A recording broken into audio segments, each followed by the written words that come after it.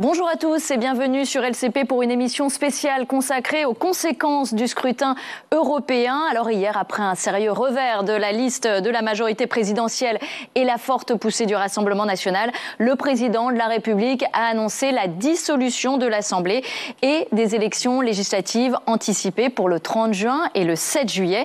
Les Français sont donc appelés aux urnes.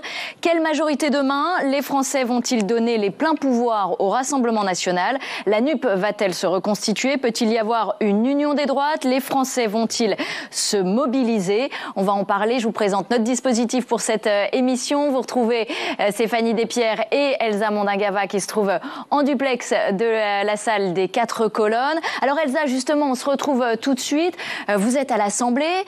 Il n'y a plus d'Assemblée depuis hier soir. Les députés sont un peu désœuvrés. On commence à s'organiser en vue de ces élections. Alors, quelle est l'ambiance pour vous, salle des 4 colonnes? Écoutez, une ambiance très particulière. Brigitte, regardez sur ces images de Virgile Tron. Salle des 4 colonnes, il y a essentiellement des journalistes qui attendent un petit peu de savoir ce qui va se passer. Est-ce que des députés vont passer? Il n'y en a pas beaucoup, vous l'avez dit. Certains sont dans leur circonscription. D'autres passent juste récupérer quelques affaires. Ces députés, souvent, ils nous demandent « je suis même pas sûr d'avoir accès à mon bureau, je ne sais pas trop quoi faire ». Il y a eu vraiment un effet de surprise à l'annonce de cette dissolution et une surprise pour les députés, pour les journalistes ici. Dans cette salle de 4 colonnes, tout le monde attend de savoir les futures réunions qui vont se tenir ici à l'Assemblée ou dans les états-majors. Mais c'est vrai que les travaux sont suspendus. Il n'y a pas d'hémicycle, il n'y a plus de travaux en commission. Les députés ne le seront plus dans quelques heures. Une ambiance très étrange dans cette Assemblée nationale suspendue. Ouais, effectivement, Elsa, on peut parler de surprise. C'est vrai que le président l'a annoncé hier, mais apparemment aucun député n'était dans la confidence et ils ont appris cette nouvelle un petit peu sous le choc. Valérie Brochard est à mes côtés, évidemment, pour cette émission spéciale et avec elle, c'est le récap.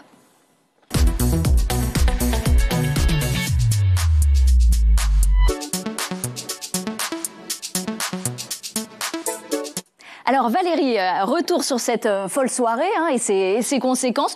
Tout a basculé aux alentours de 21h quand le président de la République a annoncé une dissolution.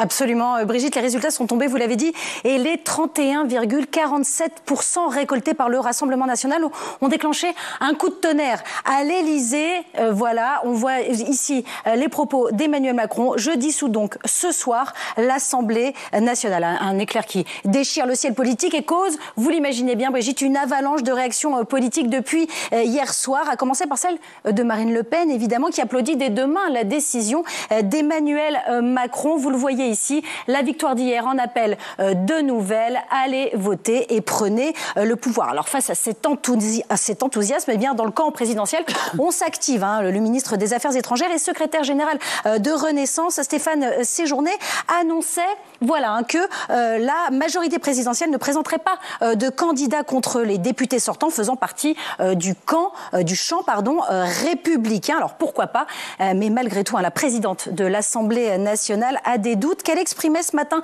chez nos confrères de France 2. Regardez, elle a déclaré qu'il y avait un autre chemin, celui d'une coalition. Le président a estimé que ce chemin n'existait pas. Je prends acte de cette décision. Et à gauche, évidemment, on s'organise aussi. Enfin, on essaye. Et le premier à dégainer, c'est François Ruffin. Il proposait dès hier l'union de la gauche, qu'il appelle Front Populaire. Il exhortait même tous les partis de gauche à, je cite, arrêter les conneries. Alors, fini les conneries, Brigitte. C'est entendu par Fabien Roussel chez les communistes, par Marine Le Pen, par Marine Tondelier chez les Verts, par Olivier Faure pour le Parti socialiste. D'ailleurs, voilà, Olivier Faure qui se déclare pour la constitution d'un front populaire contre l'extrême droite. Seulement, voilà, le patron des Insoumis, lui ne s'est pas montré très aligné hier soir, mais il y a quelques heures, la nuit portant conseil, Manuel Bompard actait l'évidence de l'unité face à la situation. Regardez, avec Mathilde Panot, au nom de la France Insoumise, nous venons d'adresser une proposition de rencontre pour cet après-midi aux formations politiques de la NUPES. Tiens, le retour de la NUPES et donc pas le Front Populaire. Ils sont déjà pas d'accord sur le titre. Ça commence bien. Alors, est-ce qu'un sursaut contre le Rassemblement national est envisageable quand on sait que toutes les études d'opinion montrent que le vote pour l'extrême droite n'est aujourd'hui plus un vote de protestation d'approbation, mais un vote d'adhésion. À quoi va ressembler l'hémicycle dès le 7 juillet? Eh bien, je vous laisse en débattre avec vos invités, Brigitte. Merci Valérie pour ces précisions et ces conséquences donc de ce scrutin européen. On va en parler avec nos invités. Je vous les présente. Jean Garrigue, bonjour.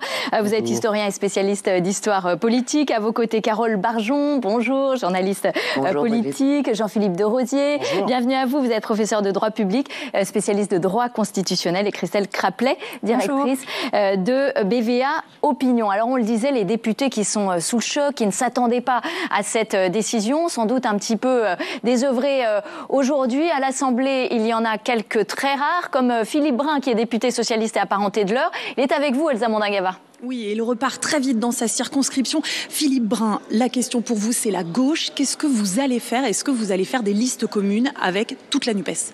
Il faut un rassemblement très large de tous les républicains, de tous les humanistes, de tous les progressistes qui ne peuvent se résoudre à voir l'extrême droite arriver au pouvoir en France. Imaginez-vous le pays de la grande révolution, le pays des droits de l'homme, le pays des Lumières, avoir pour la première fois de son histoire un gouvernement démocratiquement élu qui proviendrait de l'extrême droite. Il faut donc se rassembler. Ça commence par l'union de la gauche, sans exclusive. Et puis ensuite ça s'élargit à toutes celles et tous ceux qui veulent bien rejoindre notre programme. Sans exclusive, donc avec les Insoumis et Jean-Luc Mélenchon, c'est ce point qui crispe à gauche. Oui, moi pour ma part, je n'ai jamais été favorable à la théorie des gauches irréconciliables. En revanche, il faut que cela soit fait sur un programme clair. Il y a eu des élections européennes qui se sont produites avec un rééquilibrage des forces. Et je crois que nous devons nous mettre d'accord sur non pas un programme de 400 mesures, mais une cinquantaine de mesures d'urgence pour gouverner le pays, non pas pendant les 5 prochaines années, mais pour les 3 prochaines années. Et moi, j'ai la conviction que nous avons des propositions communes à porter pour la hausse des salaires, pour la hausse du SMIC, pour la retraite, pour le service public que nous devons défendre, qui est le patrimoine de ceux qui n'en ont pas, pour l'école, pour la santé, qui est dans une situation catastrophique aujourd'hui. C'est là-dessus qu'il faut qu'on se mette d'accord. Et tous ceux qui veulent nous rejoindre seront bien sûr les bienvenus. Merci beaucoup Philippe Brun de vous être arrêté au micro d'LCP avant de repartir tout de suite dans votre circonscription dans l'heure. Merci. Jean Garrigue, le président de la République a donc décidé hier soir, sous le coup de 21h, de dissoudre l'Assemblée nationale. C'est la 6e fois sous la 5e République. La dernière fois, on s'en souvient, sous Jacques Chirac, en 1997. Et ça ne lui avait pas tellement réussi à Jacques Chirac. Est-ce que ce n'est pas un pari très risqué, du moins un véritable coup de poker politique? Assurément, c'est un coup de poker politique. Pierre Mazeaud, déjà, en son temps, avait mis la main au collet de Jacques Chirac en lui disant qu'il faisait une énorme bêtise.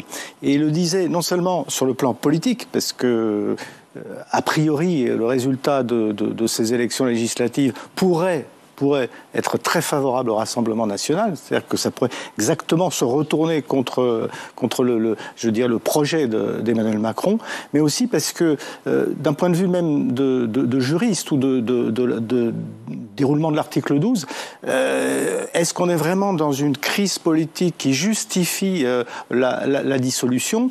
On comprenait que François Mitterrand, minoritaire à l'Assemblée. Donc 81-88, il arrive au pouvoir, mais il n'a pas de majorité. Pour avoir une majorité parlementaire. Vous pouvez comprendre le général de Gaulle en crise en 62 contre l'ensemble de l'opposition qui était hostile à son projet de révision. Ou après mai 68. Ou après mai 68. C'est pour ça que je me référais à 97. Alors, 97, on a une majorité très confortable, mais c'est une majorité qui n'est pas cohérente et dans laquelle les baladuriens menacent les Chiraciens. C'est la raison fondamentale de la dissolution. C'est ce que Mazeaud appelait une dissolution de confort. Hein, voilà.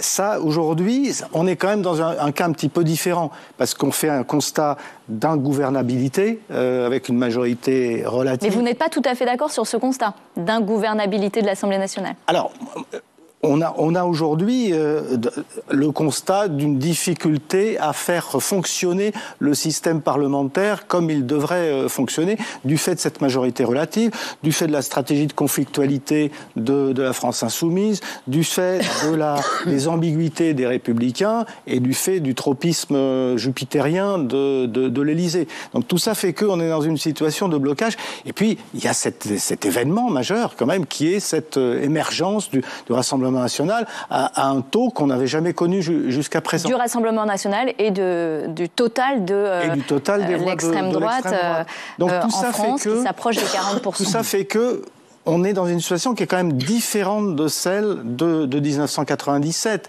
et que cette idée de la dissolution, elle peut se justifier notamment par quelque chose qui est à mon sens très important si on prend un peu de recul, c'est la demande sociale de respiration démocratique. On voit les juristes, les constitutionnalistes le disent dans leurs projets, etc. Il y a aujourd'hui un problème qui est d'abord cette surprésidentialisation du système et puis le fait qu'on manque de moments intermédiaires pour que véritablement puissent s'exprimer les citoyens. Donc, sur le fond des choses, avoir comme ça un appel au peuple dans la mesure où on voit un pouvoir qui est discrédité par une élection, c'est pas forcément une mauvaise chose. Carole Barjon, est-ce que pour vous, elle est justifiée, cette dissolution de l'Assemblée nationale?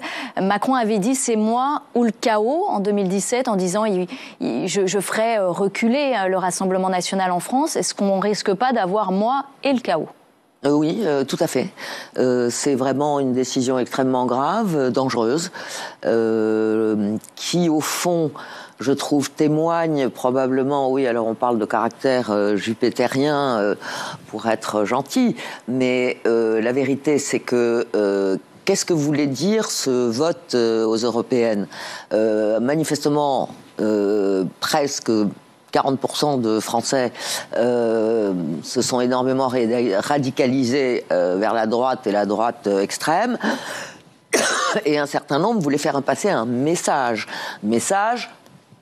qui, de leur point de vue, n'entraînait pas forcément des conséquences nationales. D'ailleurs, Emmanuel Macron lui-même avait dit que c'était des élections européennes et que les conséquences pas nationales, seraient européennes et pas nationales. Et au fond, ce message visait probablement à lui demander de changer sa politique, sa manière de communiquer, enfin toute cette gouvernance qui a fini par exaspérer beaucoup de Français, mais pas forcément de se retrouver avec Monsieur Bardella à Matignon. Or, c'est ce qu'on risque d'avoir, ou bien si le Rassemblement national n'a pas de majorité à lui tout seul, dans une situation encore... On va revenir effectivement sur cette situation qui n'est pour l'instant pas très claire. Il y a un côté caprice dans cette décision qui est parfaitement irresponsable de la part de quelqu'un qui effectivement avait dit voilà, moi, mon principal propos, c'est de le faire baisser. Et il n'a réussi qu'à le faire monter depuis 2017. Quand même. On va retrouver Thomas Ménager, qui est député Rassemblement national du Loiret et qui se trouve aux côtés de Stéphanie Despierres, salle des 4 colonnes, rare députée à être encore à l'Assemblée nationale. Vous êtes encore à l'Assemblée, là, vous partez dans votre circonscription. C'est pas facile une campagne en si peu de temps. Oui, c'est une campagne éclair, donc il faut pas perdre du temps. Donc bien entendu, quelques heures ici à Paris, et puis après retour sur le terrain dans le Loiret, dans ma circonscription, dès ce soir, pour aller auprès des Français et leur expliquer en quoi le Rassemblement national et l'alternance qu'ils attendent, l'espoir qu'ils ont déjà mis dans les urnes hier en mettant Jordan Bardella très largement en tête de cette élection. Est-ce que vous appelez d'autres partis à faire alliance avec vous ? Nous, on n'est pas dans les accords d'appareil et la politique politicienne, des histoires de chapelle, mais c'est très clair, on appelle toutes les bonnes volontés à nous rejoindre sur le programme du Rassemblement national, puisque c'est celui qui a été plébiscité, programme de Jordan Bardella, de Marine Le Pen, et donc nous souhaitons unir la France, nous souhaitons gouverner le pays, et donc ça doit le faire avec toutes les bonnes volontés, mais on n'est pas dans les histoires de manœuvres d'appareil ou de manœuvres de parti. Est-ce qu'il y aura des candidats RN face aux candidats Les Républicains ? Nous verrons, ça sera peut-être au cas par cas, mais il y aura des candidats RN partout. Après, si des candidats des Républicains font le choix, eux, de nous rejoindre, de rejoindre la liste du Rassemblement national, la ligne du Rassemblement national, le programme du Rassemblement national, je vous dis, on est là pour gouverner, donc on est là pour rassembler, pour unir tous les Français. Mais ce qui est certain, c'est qu'il y aura des candidats Rassemblement national dans toutes les circonscriptions. Vous êtes en capacité d'avoir des candidats dans toutes les circonscriptions ? On l'a été à chacune des élections, on l'a été en 2022 lors des dernières élections législatives, donc on sera bien entendu encore en capacité d'être partout et que les Français aient ce choix, le choix du Rassemblement national. On est aujourd'hui le premier parti de France, la seule alternance, un parti de gouvernement, donc bien entendu on aura des candidats dans l'ensemble des circonscriptions. Vous avez été élu député en 2022, qu'est-ce que vous avez ressenti hier à l'annonce de la dissolution ? Une certaine joie. Un certain plaisir à se dire qu'on va retourner devant les électeurs, absolument pas de crainte, une responsabilité c'est-à-dire pas de triomphalisme, parce qu'au vu de la situation de notre pays, le Rassemblement national, Marine Le Pen, Jordan Bardella, nous voyons ce moment-là comme un moment de grande responsabilité, un point important sur nos épaules, parce que nous n'avons pas le droit à l'erreur. Les Français voient en nous un espoir, une alternance, l'après-Macron, et donc on avance avec humilité, responsabilité et très concentré pour répondre aux attentes des Français. Stéphane Séjourné, le ministre des Affaires étrangères, a appelé à tout le monde à faire barrage, tous les gens du champ républicain. Ça va être une campagne compliquée pour vous? Non, je ne pense pas. Vous savez, ils continuent. C'est-à-dire qu'ils continuent leur combat contre le Rassemblement national. Et nous, Rassemblement national, nous allons continuer notre combat sur les idées en apportant des solutions aux Français en matière de pouvoir d'achat, avec la baisse de la TVA sur l'énergie de 20 à 5,5, avec un combat très fort contre la réforme de l'assurance chômage, contre le plan qu'il y a dans les cartons, qui est la désindexation des retraites, sur la question aussi du référendum pour l'immigration, sur l'immigration que les Français attendent, sur tous ces sujets. Donc on va avoir, comme toujours, d'autres partis qui vont combattre le Rassemblement national et le Rassemblement national qui va combattre les problèmes des Français et les difficultés qui touchent les Français aujourd'hui. Merci. Merci à vous. Merci Stéphanie Despierres.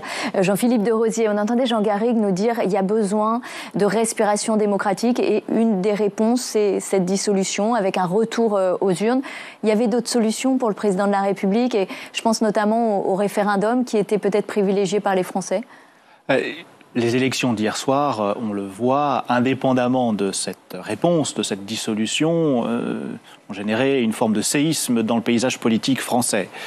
Il était inévitable d'en tenir compte sur le plan politique et institutionnel. Une extrême droite à près de 40%, un Rassemblement national qui dépasse les 30%, une majorité qui est en dessous de 15%. Bon, le président de la République a fait un choix un petit peu surprenant au mois de janvier, en limogeant la première ministre de l'époque, alors qu'aucune raison ne justifiait ce renvoi.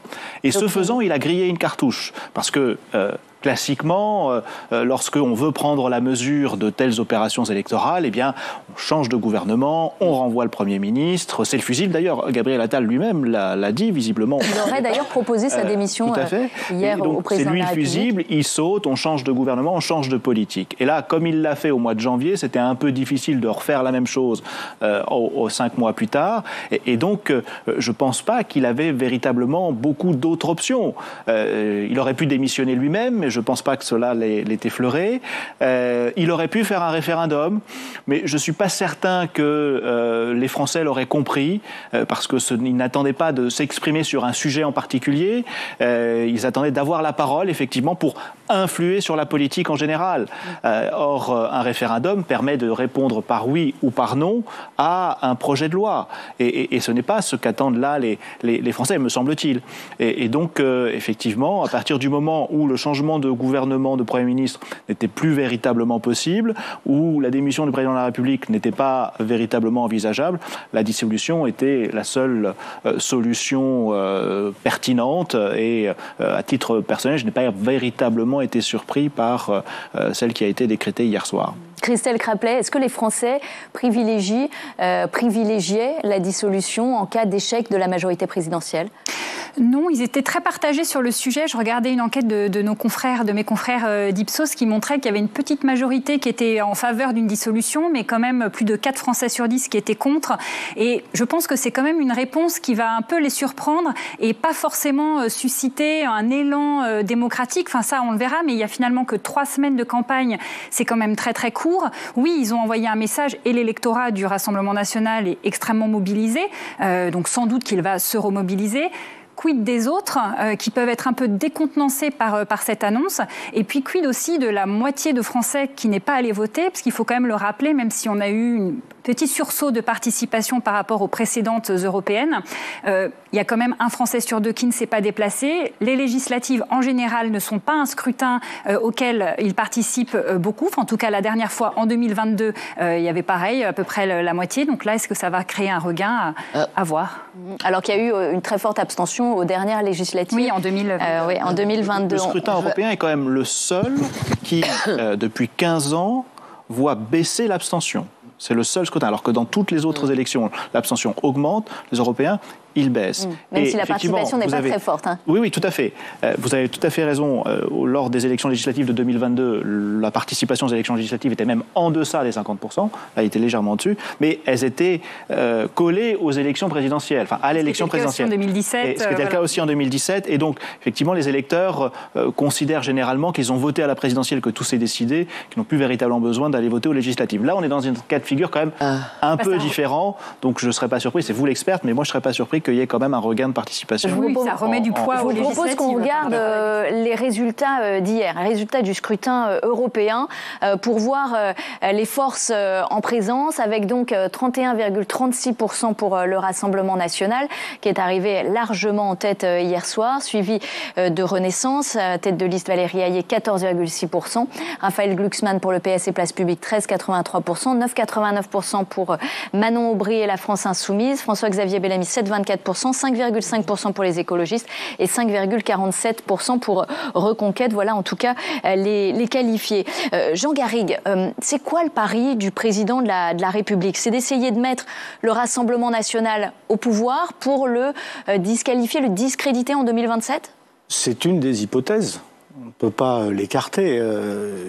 C'est là encore un pari qui me semblerait très, très risqué, parce que rien ne peut, assurer que le passage au pouvoir d'un Jordan Bardella, par exemple, se retournerait contre le Rassemblement national. Certes, l'histoire nous apprend que les premiers ministres, en tout cas ceux des premiers ministres qui, en cohabitation comme ça, ont voulu se présenter à l'élection présidentielle, ont tous perdu. Mais d'abord... Là, on rappelle Mitterrand en 1986, qui fait largement entrer le Rassemblement national avec la proportionnelle intégrale. Oui, et ça fonctionne, puisqu'en 88, François Mitterrand est réélu. Chirac qui se présente et qui échoue. Non, mais, là, d'autant plus que là, celui qui sera à Matignon ne sera pas, en principe, a priori, celle qui se présentera à l'élection présidentielle. Donc c'est quand même un pari hasardeux, même si on sait que, de toute manière, quand vous êtes à Matignon, il y a une usure, vous êtes le responsable, vous êtes jugé comme le responsable de toutes les difficultés que rencontre la société française.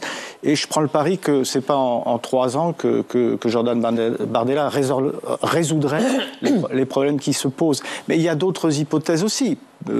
La politique, c'est pas forcément toujours du cynisme.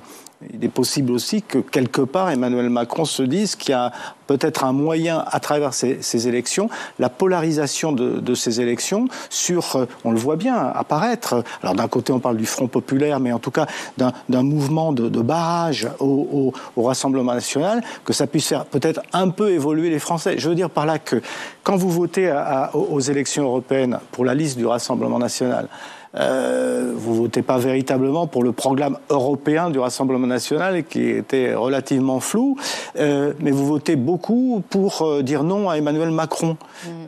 Lors des élections législatives, ça sera un tout petit peu différent, parce que vous serez confronté à l'idée que va se produire un événement historique. Pour la première fois, un parti d'extrême droite exercera le pouvoir en France, sauf pour les ultras de la Restauration ou sous le régime de Vichy. Vous voyez ? Donc il y a quelque chose là d'une dramatisation des enjeux, ce à quoi vous ajoutez la nature même des élections législatives, c'est 577 élections différentes avec des possibilités d'alliance, et ces possibilités d'alliance, elles ne seront pas forcément favorables au Rassemblement national.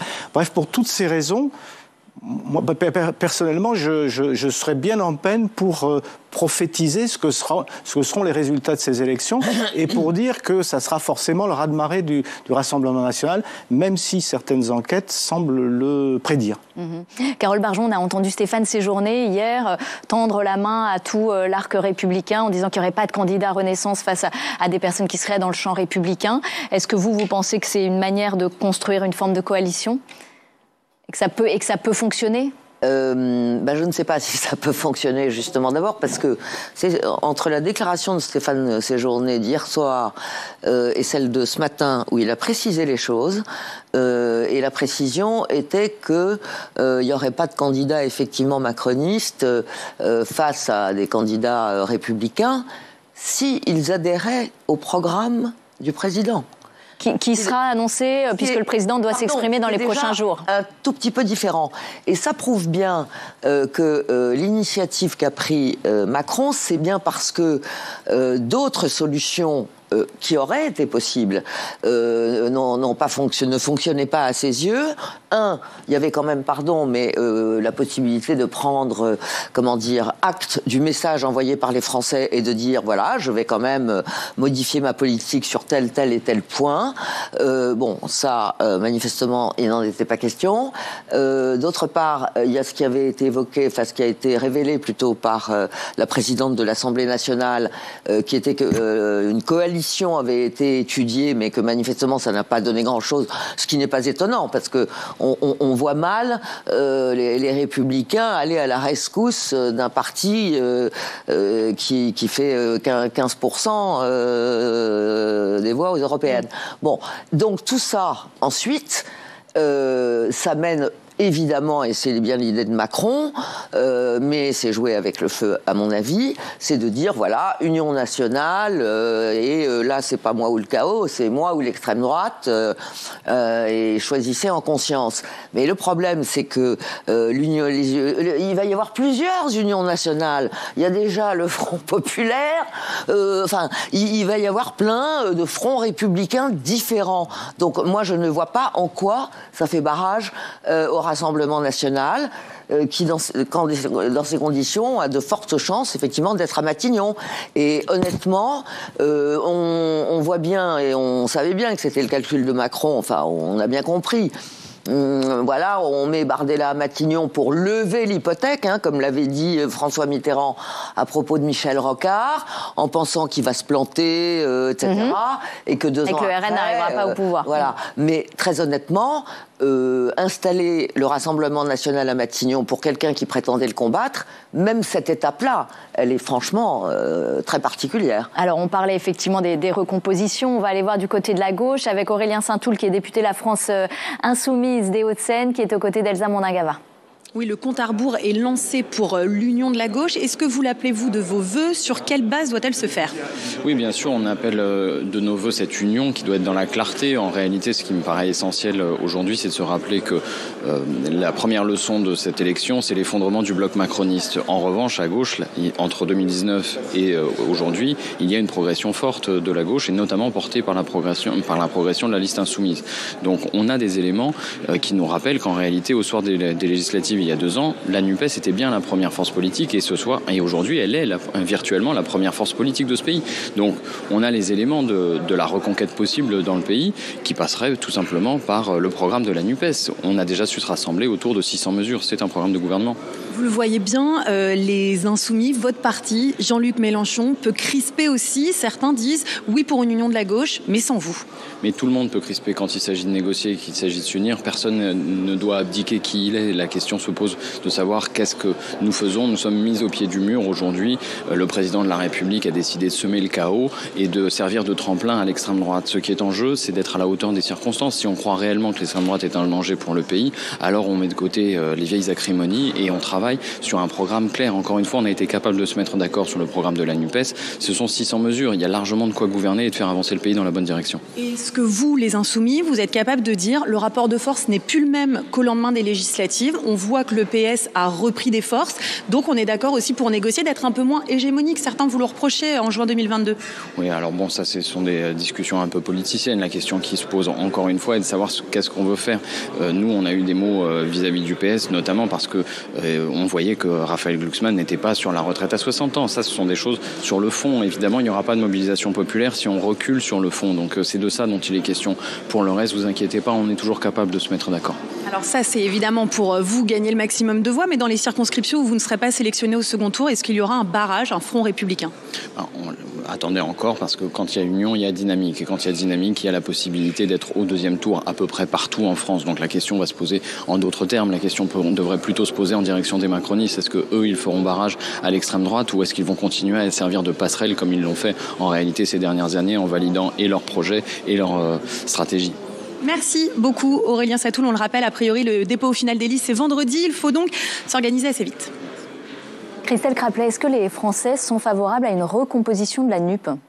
Alors la question serait plutôt à poser aux sympathisants de gauche, et c'est pas simple quand même, parce que quand on regarde un peu la structure d'électorat de la liste du Parti socialiste de Raphaël Glucksmann et celle de la France insoumise, quand on focalise sur celle de Raphaël Glucksmann, il a quand même capté une part significative des votes de Jean-Luc Mélenchon en 2022 et une part un peu moindre, mais pas négligeable, des électeurs d'Emmanuel Macron en 2022.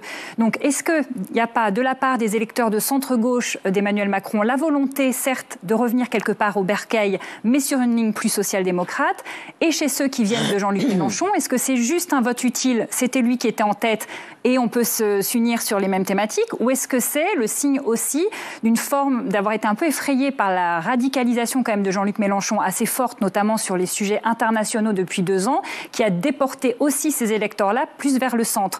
Donc je ne pense pas que ce soit aussi simple que le dit la France insoumise, de remettre tout le monde autour de la table, autour d'un programme commun. Et pour les sympathisants de gauche, voilà, je ne suis pas sûre non plus que la ligne soit totalement claire. Jean-Philippe de Rosier, vous qui connaissez bien cette gauche-là, est-ce qu'on a un rapport de force qui est inversé maintenant? Est-ce qu'il peut y avoir un rééquilibrage à gauche au profit du Parti socialiste, au vu des résultats de Raphaël Glucksmann hier soir? Les résultats d'hier soir sont clairs et évidents. Ils sont sans commune mesure avec ceux de l'élection présidentielle, qui était l'élection sur laquelle la gauche, justement, s'est appuyée pour construire l'accord de la NUPES. Donc, il faut incontestablement en tenir compte. Est-ce que les différentes forces politiques qui seront prêtes, et en particulier la France insoumise, ainsi que votre collègue l'a demandé aux députés, ça, je ne suis pas dans leur tête et je n'en sais rien. Mais vu la réponse qui est faite, à savoir la retraite à 60 ans, qui est effectivement une mesure emblématique, je ne vois pas comment est-ce que cette mesure peut encore être inscrite dans un programme de gouvernement aujourd'hui, avec une inflation telle celle que nous connaissons, alors que les 60 ans sont toujours possibles pour certains types de carrières. Un retour à une retraite à 60 ans pour tous, je ne vois pas comment économiquement et politiquement c'est envisageable. On voit, Jean Garrigue, qu'il y a une volonté de se regrouper quand même à gauche en vue de ces élections. On parle de Front populaire dans la bouche de François Ruffin. Est-ce que finalement ce front républicain, ce grand arc républicain qu'espère Emmanuel Macron pour faire barrage au Rassemblement national ne restera pas un vœu pieux? Si. Je pense qu'on peut le dire dès maintenant. En tant que coordination de forces politiques contractuelles, ça me paraît totalement impossible. D'ailleurs, on voit bien l'entente entre les représentants de la gauche et ceux de ce qu'on appelle la Macronie me semble tout à fait difficile à organiser.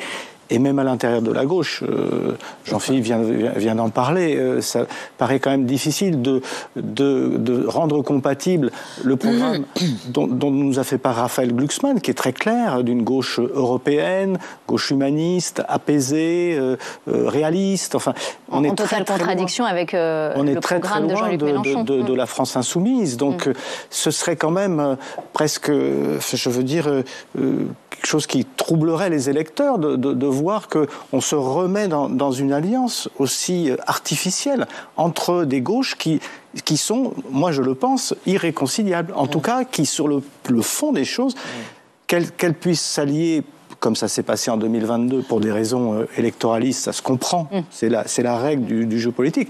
Mais sur le fond, des électeurs, des citoyens, c'est quelque chose qu'on aurait du mal à comprendre. Et en plus, qui serait quand même très préjudiciable envers ce qui est en train de se produire quand même autour de Raphaël Glucksmann, mais pas simplement, dans un certain nombre de lieux de la production politique, où incontestablement un mouvement se dessine pour recréer cette gauche social-démocrate qui a disparu depuis la fin du quinquennat de François Hollande. Donc je veux dire que tant sur le fond que sur la forme, si vous voulez, ça me paraît quand même tout à fait improbable, cette histoire. Alors peut-être qu'ils vont réussir à trouver une sorte de programme électoral, de cartel des gauches provisoire, comme ça. J'y crois pas vraiment, mais en tout cas, je le répète, ça ne amènera qu'une confusion supplémentaire, et Dieu sait qu'il y en a partout au centre, à gauche, à droite, une confusion supplémentaire dans l'esprit des citoyens. On va regarder ces images de la place de la République hier soir. Beaucoup de personnes s'étaient massées sur cette place à Paris, beaucoup de jeunes, avec ces slogans. La jeunesse emmerde le FN, évidemment rassemblement Rassemblement national, pour faire barrage à Jordan Bardella, à Marine Le Pen. Carole Barjon, quand vous voyez finalement ces images et ce rassemblement qui était spontané hier soir, vous qui ne croyez pas véritablement au Front républicain, est-ce que vous vous dites qu'il y a quelque chose de possible, un sursaut dans ce pays le 30 juin et le 7 juillet prochain? Honnêtement... Honnêtement, non. Honnêtement, je n'y crois pas beaucoup. Si vous voulez, ça fait 40 ans que le Front National monte régulièrement. Hein. Ça avait commencé dans les années, au début des années 80. Dreux, il y a eu des reflux. 83, mais... etc. Oui, il y a eu des reflux, mais enfin, voilà, ça quand même ça n'a pas cessé de monter avec la présence de Jean-Marie Le Pen en 2002 au second tour de la présidentielle. Et à chaque fois, ça a été effectivement arc républicain, front républicain, etc. Avec la désignation du mal absolu, etc. Cette stratégie, elle a fonctionné. Elle a fonctionné, c'est vrai, pendant assez longtemps. Mais ça fait maintenant plusieurs années qu'elle ne fonctionne plus. Donc, je vois mal comment le Rassemblement national... en plus, si vous voulez, les électeurs ont tendance quand même à confirmer leur vote, même si ce sont des élections de nature différente, je suis d'accord, entre les européennes et des élections nationales. Là, l'enjeu n'est pas tout à fait le même. Il ne s'agit pas seulement d'adresser un message d'avertissement. Bon, donc, un certain nombre d'électeurs y réfléchiront certainement à 2 fois. Mais je pense que ça n'empêchera pas une progression du nombre des députés lepénistes. Après, savoir s'ils auront la majorité à eux tout seuls ou s'il y aura une espèce d'assemblée, d'absence de majorité finalement, ça, il est trop tôt pour le dire. Mais je ne crois plus beaucoup, moi, au barrage comme ça.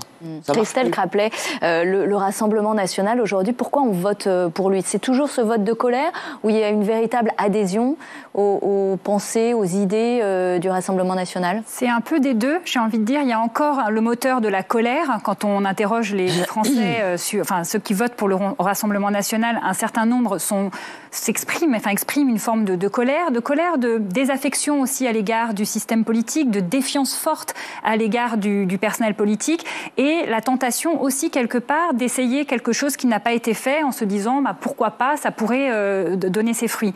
Mais on aurait tort de réduire cet électorat uniquement à un vote purement protestataire qui voudrait juste envoyer un message.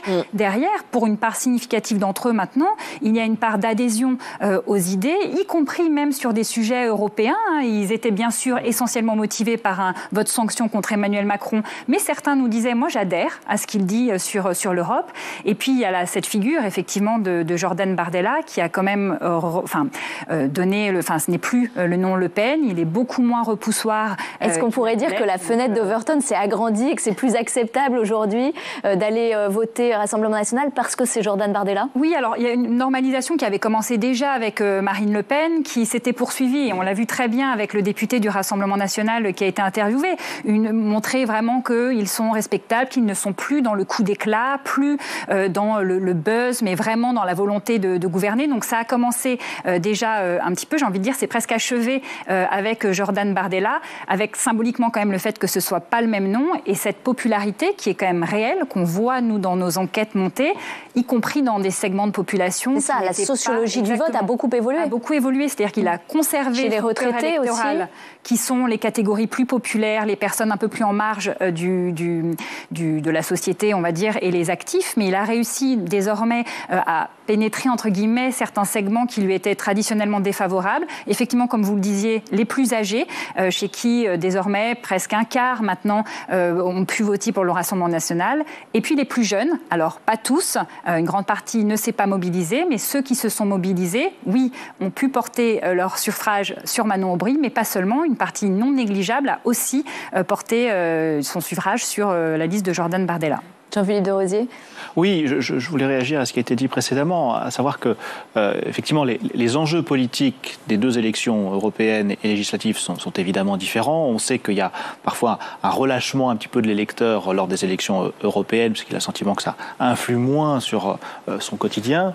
Mais il y a un autre point fondamentalement différent, c'est le mode de scrutin.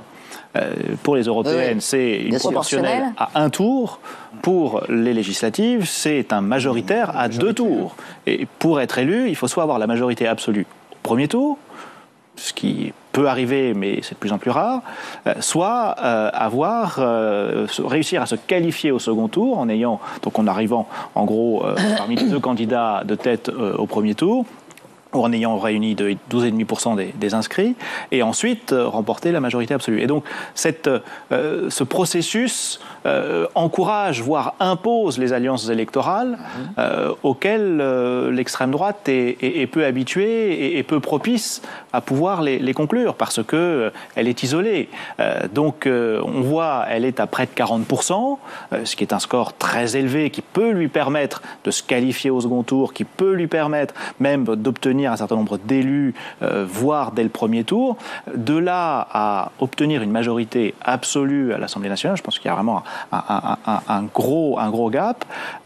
Et même les 90 députés d'extrême droite qui ont été élus en 2022, c'était déjà un véritable premier séisme, une véritable surprise. Est-ce qu'ils égaleront? Est-ce qu'ils amélioreront? Est-ce qu'ils s'affaibliront? Vraiment, premièrement, je ne suis pas sondeur et je vous laisse dans vos spécialités, mais moi, je ne me risquerais à aucun pronostic. Vous ne verriez pas transformer l'essai, en tout cas, des primaires aux législatives. C'est possible, comme ils peuvent aussi régresser.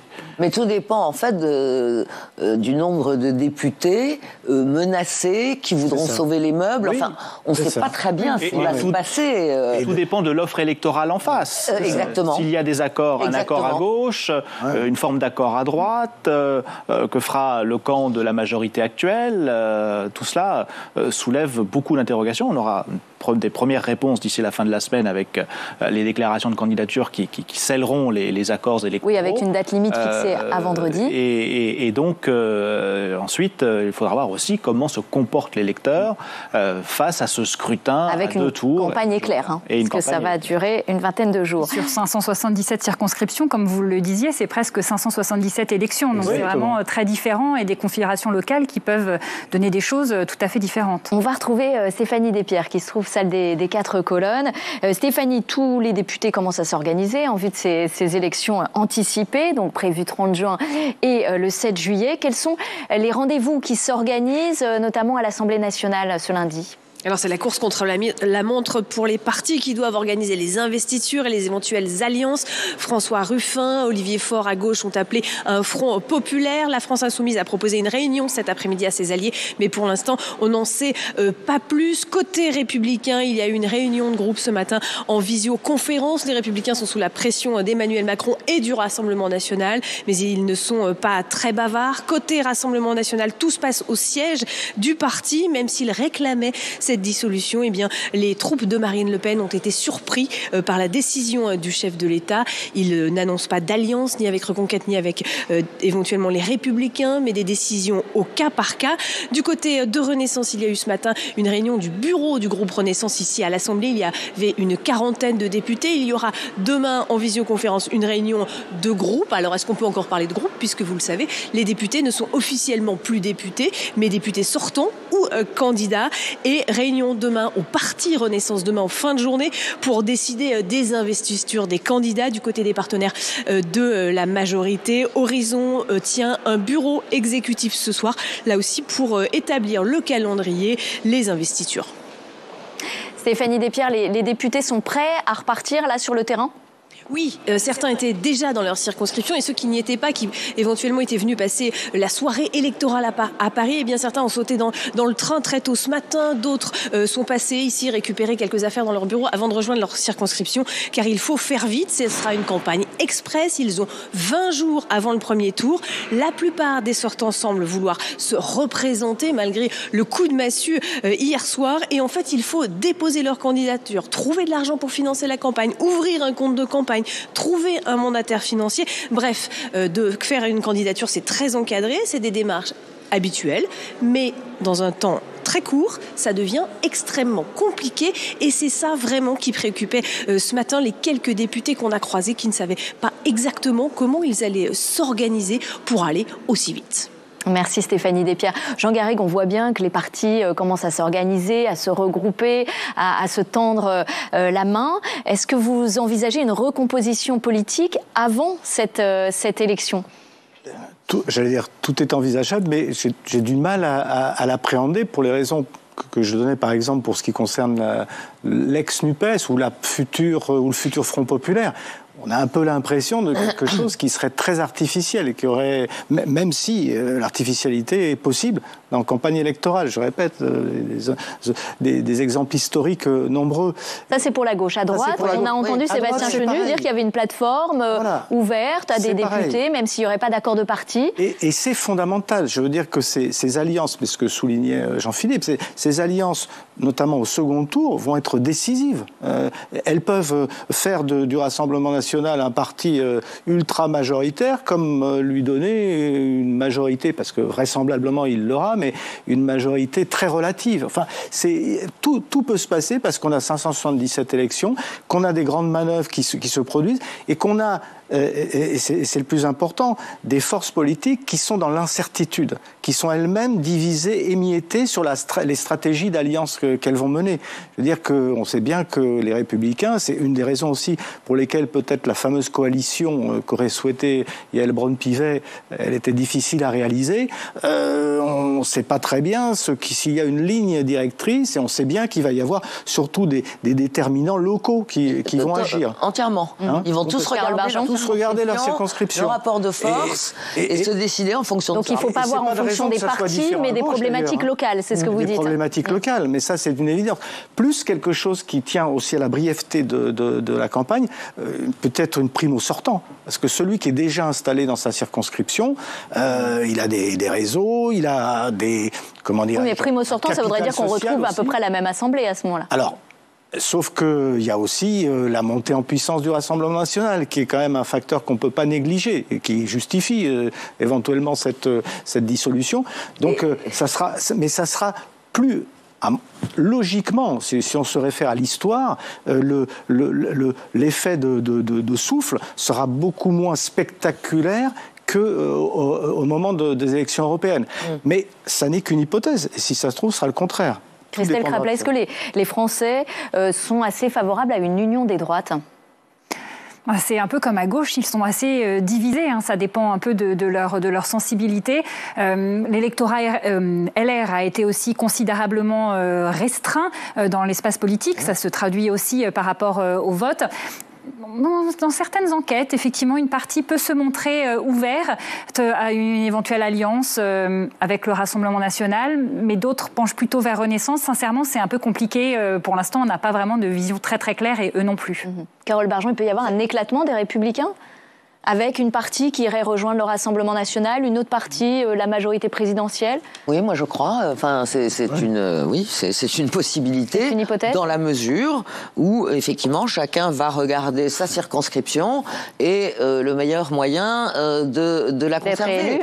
Dans certains endroits, ce sera plutôt, effectivement, accepter l'accord que propose Macron et donc adhérer au programme présidentiel, et dans d'autres, ce sera plutôt effectivement rejoindre le front ou prendre l'étiquette ou apparenter ou je sais pas quoi, Rassemblement national pour sauver sa peau.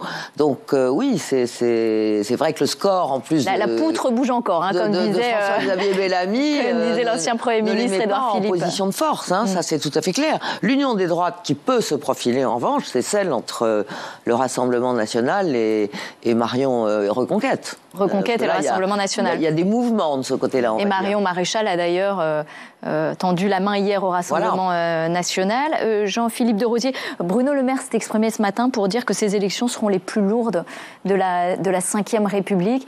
Il y a un enjeu très fort. Ah oui, il y a incontestablement c'est une crise politique qu'on est en train de vivre aujourd'hui.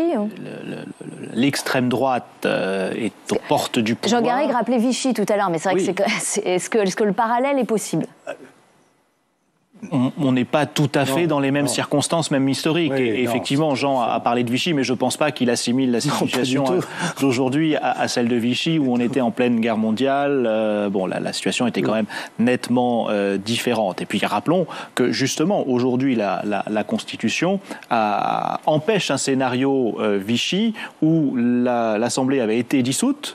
Et les élections n'ont pas été convoquées. N'ont jamais eu lieu. Et or, aujourd'hui, l'article 12 de la Constitution impose un délai de 20 à 40 jours, précisément en réaction pour cette raison-là, pour éviter que l'Assemblée nationale ne soit ajournée.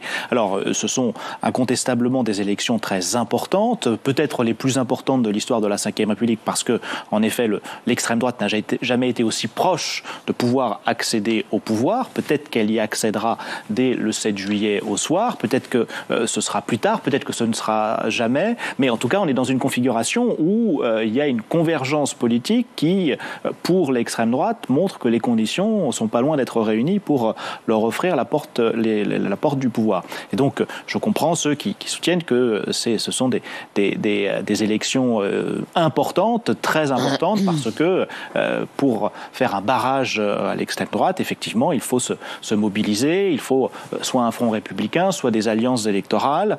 Notre mode de scrutin, jusqu'à présent, nous a toujours préservés face à cela, parce que précisément, l'extrême droite n'est pas en mesure de créer des alliances lui permettant d'accéder au pouvoir, mais aujourd'hui, avec la percée légère mais existante de Reconquête, des alliances sont possibles, la flexibilité de la droite républicaine qui tend aussi... Oui, parce qu'en fait, le RN n'a jamais accédé au pouvoir parce qu'il n'a jamais fait d'alliance. Absolument. Alors que là, aujourd'hui, ça paraît possible. Elle pourrait être envisageable, soit à l'extrême droite avec Reconquête, soit même au sein de la droite républicaine. Un certain nombre de responsables politiques, d'ailleurs certains ne franchissent pas dans le sud-est, et pourquoi pas l'élargir, enfin je n'en sais rien, je ne l'appelle évidemment pas de mes voeux, mais ce sont des scénarios, des configurations qui peuvent tout à fait être envisagées. Le RN en tout cas... N'oublions pas, juste une incise, mais n'oublions pas que dans les années 90, au niveau des conseils régionaux, des alliances ont été possibles entre la droite et l'extrême droite, et que ça s'est soldé par des victoires. Je veux dire, donc par des conquêtes électorales. Il y a victoire au bout, voilà. En tout cas, le RN, lui, est prêt à exercer le pouvoir. C'est ce qu'a dit Marine Le Pen immédiatement hier soir. Pour autant, tous ne s'attendaient pas à voir le président de la République répondre immédiatement à Jordan Bardella et à sa demande de dissolution. Après l'effet de surprise, les conciliabules ont commencé hier soir, car il faut s'organiser, évidemment, pour repartir en campagne. Je propose ce reportage de Clément Perrault. C'était hier soir au QG du Rassemblement national.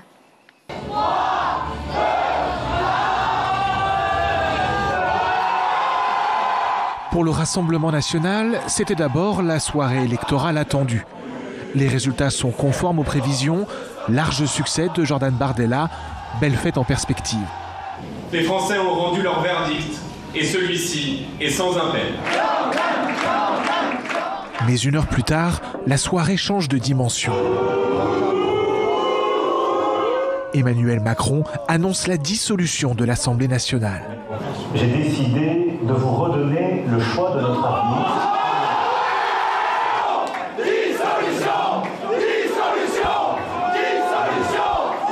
Je ne pensais pas qu'il allait assumer et qu'il allait accepter comme ça la décision des Français. C'est une très bonne chose. On est prêt à repartir et à lui montrer de quoi on est capable. Enfin, on a créé la surprise en 2022 avec 88 députés, là où on nous disait au premier tour 10 députés, même pas un groupe. Finalement, on était le premier groupe d'opposition. Pourquoi est-ce qu'aujourd'hui, on ne pourrait pas avoir la majorité absolue à l'Assemblée nationale ? Les cadres du parti s'agitent. La campagne a déjà commencé. À l'étage, le désormais ancien député Alexandre Loubet, directeur de campagne des Européennes, quitte les lieux dans la précipitation. Direction, le siège du parti, pour une réunion de crise avec l'état-major. On repart en campagne et les Français ont enfin la possibilité de se prononcer. Voilà, donc sincèrement de l'excitation. de l'excitation parce que là on vit un moment historique et je crois qu'on peut participer de réécrire l'histoire de la Ve République et peut-être amorcer le redressement du pays. La nuit sera très courte. En tout cas pour dormir. Merci. Surprise, mais heureuse surprise, parce que c'est ce qu'on demandait. On n'y croyait pas parce qu'on a peu confiance en le président Macron. Mais... Préparez déjà la campagne là ? Eh ben on y va. Oui. Une quinzaine de députés se sont ainsi rendus hier soir au siège du parti. Le bureau exceptionnel s'est prolongé jusqu'à 3h du matin. Voilà, et on apprend que Marine Le Pen, Marion Maréchal et Jordan Bardella ont rendez-vous au siège du parti du Rassemblement national aujourd'hui à 17h. Jordan Bardella qui a été proposé comme possible Premier ministrable en cas de victoire du RN. Carole Barjon, est-ce qu'une majorité absolue Rassemblement national à l'Assemblée vous paraît plausible ? Franchement, joker, quoi. Parce que c'est ce qu'on vient de dire. Hein. Tout va dépendre des accords entre les uns et les autres. Moi, je dois dire que c'est pas pour éviter de répondre à votre question, à laquelle il est impossible. Je veux dire, je suis pas fakir, donc tout est possible. Bien sûr qu'ils peuvent l'avoir. Dans ce cas, Macron aura pris une responsabilité absolument énorme, mais ça peut aussi être quelque chose d'ingouvernable. Moi, ce que je trouve aussi, c'est que cette annonce de dissolution qui, comment dire, est arrivée presque en même temps que les résultats. Hein. C'est-à-dire qu'on dit le président va s'exprimer. Eh bien, au fond, cette soirée, il s'est passé quand même quelque chose d'important. Hier soir, il y avait des résultats qui montraient un vrai malaise qui aurait mérité d'être probablement analysé, disséqué, etc. Tout ce travail n'a pas été fait. Ça a été passé sous silence. Puisque, avec l'initiative de Macron et surtout l'annonce, tous les commentateurs et tout le monde se projetait déjà dans l'après. Et on a pratiquement commencé dès hier soir à reparler, à faire de la popole, et c'est-à-dire à être sans commenter finalement les élections européennes qui ne reflètent pas du tout la situation française. Et Jean Garrigue. C'est une manière, au fond, c'est une manière effectivement d'enjamber l'analyse d'un échec quand même énorme. Jean Garrigue, on peut aussi avoir cette assemblée ingouvernable avec aucune majorité absolue. Qu'est-ce qui se passe dans ce cas-là ? Parce qu'on ne peut pas reconvoquer d'élections législatives avant un an. Oui. Donc dans ce cas-là, il faut créer une coalition à l'allemande ? Essayer ou alors de gouverner au cas par cas, comme ça s'est déjà fait. Ça se faisait fréquemment sous la troisième. C'est à peu près ce qui se fait déjà. Et je crois que 60%. Et alors tout ça pour ça, on aura envie de dire au lendemain du 7 juillet. Ce serait retour à la case départ. Je rappelle quand même qu'il y avait une enquête qui a été faite à la demande des Républicains en novembre 2023, je crois, qui donnait une fourchette pour le Rassemblement national de à peu près 245 à 305 députés. Oui, donc possiblement une majorité absolue RN, mais ça dépend de la fourchette haute ou basse. Jean-Philippe de Rosier, on a le président du Sénat qui est important. Est-ce qu'il peut jouer un rôle éventuellement en cas d'assemblée ingouvernable ? Sur ce point-là en particulier, non, je ne pense pas, parce que le président du Sénat, comme vous l'avez dit, est au Sénat, il n'est pas à l'Assemblée nationale. Est-ce qu'il peut être appelé pour un gouvernement d'union nationale Il pourrait, mais il me semble qu'il a déjà été sollicité et qu'il a déjà donné une réponse. Alors, sauf que si la situation du pays l'exige, c'est un homme d'État. Je pense que si nous en sommes là aujourd'hui, il n'est pas tout à fait étranger à la situation, non pas que je veux faire porter la responsabilité sur ses épaules, loin de moi cette idée, mais s'il avait dit qu'il était disposé à prendre la tête d'un gouvernement de coalition, sans doute cela s'inscrirait dans le scénario envisagé par Yaël Braun-Pivet et donc il n'y aurait peut-être pas eu de dissolution. En revanche, pour réagir à ce qu'a dit Jean Garrigue très rapidement, n'oublions pas que notre Constitution a été écrite en 1958 pour permettre de gouverner en majorité relative. C'est pas parce que désormais la majorité relative est exceptionnelle que ce n'est pas le cas. Et donc on a parfaitement les moyens constitutionnels de gouverner en majorité relative. Le gouvernement n'a pas à prouver qu'il est soutenu par une majorité, c'est à une majorité de prouver qu'elle ne soutient plus le gouvernement. Tant qu'elle ne le fait pas, le gouvernement choisi par le chef de l'État peut tout à fait gouverner et fonctionner. À venir. On va retrouver Guillaume Vuilletet à présent, qui est député Renaissance du Val d'Oise, qui est au micro d'Elle Elsa Mondagava. Oui, avec une question, on l'a vu en plateau, cette dissolution, elle nous entre dans un inconnu. N'était-ce pas un pari fou, un pari trop risqué qu'a pris le chef de l'État ? On n'est pas sur le registre du pari, on est sur le registre de la responsabilité. Vous savez, on parle souvent des votes protestataires. C'est bien de protester parce que parfois c'est une colère légitime et il faut la faire passer, c'est une bonne chose. Mais là, on n'en est plus là. On est en effet avec une extrême droite qui totalise près de 40% des voix. Donc à un moment donné, il faut que nos concitoyens se disent qu'est-ce qu'on veut comme modèle de société. Et leur responsabilité de citoyen, c'est d'aller voter et de choisir. Donc on n'est pas sur un pari, on est sur le fait qu'il y a un moment historique qui est là et qui est un choix. Et évidemment, je crois que nous sommes en mesure de l'emporter pour convaincre les citoyens qu'il faut revenir sur une logique plus républicaine, plus progressiste de la politique que nous avons menée. Mais maintenant, voilà, la parole est au peuple.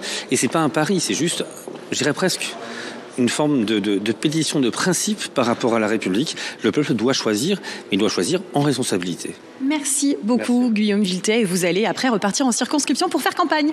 C'est ça, monsieur. C'est normal.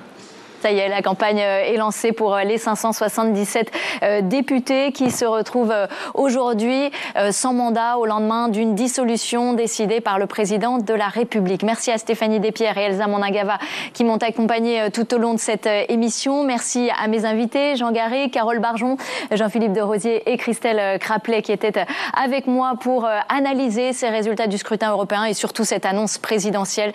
Dissolution de l'Assemblée nationale avec élection législative anticipée prévue pour le 30 juin et le 7 juillet prochain. Merci à vous tous de nous avoir suivis pour cette émission spéciale. Merci à toutes les équipes d'LCP qui sont mobilisées pour vous faire vivre cet événement. Restez bien évidemment sur notre antenne.